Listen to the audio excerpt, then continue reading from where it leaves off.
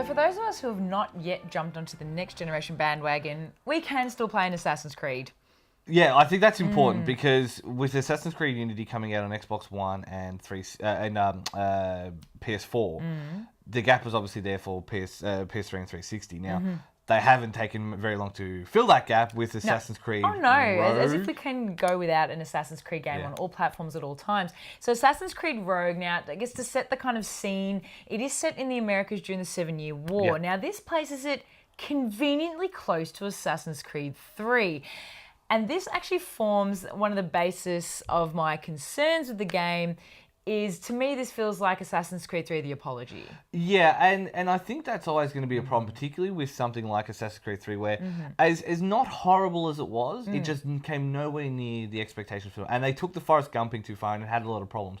But Rogue has the chance to address those problems. And let's face it, they proved that if you put sailing combat into an Assassin's Creed game in any meaningful way, people will buy the game. Look at Black Flag. So as long as they've capitalized on that, I think it'll be okay. The other thing they normally capitalize on is generally a pretty handsome protagonist. Yeah. This time they didn't bother with that. And while that's really kind of shallow to talk about, when you're staring at the back of somebody for like 20 hours, it's hard. Okay, Shay Cormac is the lead character. I believe he's Irish. You know, a bit of a chip on his shoulder.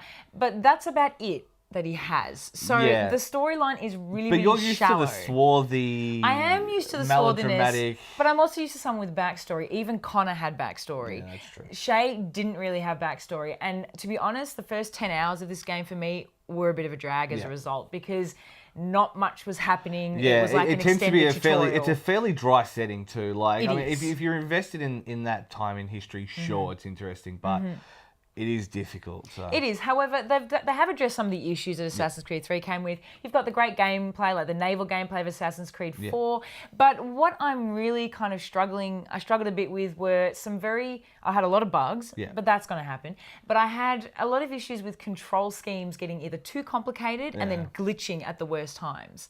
So I had, in naval combat, there were too many options. In normal combat, too many options. And I just lost.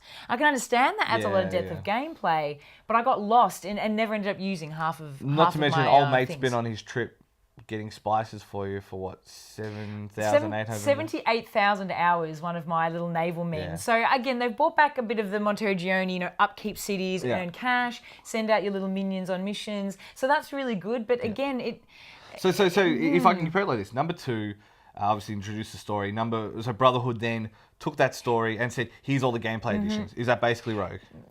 Essentially, yes, but a lot of it struggles to fit together. Whereas Brotherhood had Ezio, had that kind of dramatic storyline going. This one didn't necessarily have that until much later in the game, when it did get interesting. But then all the Assassin's Creed 3 references kept coming in and I got really, really confused. Okay, so yes or no? That's the big one. Maybe. But with Unity, it's very hard to compete.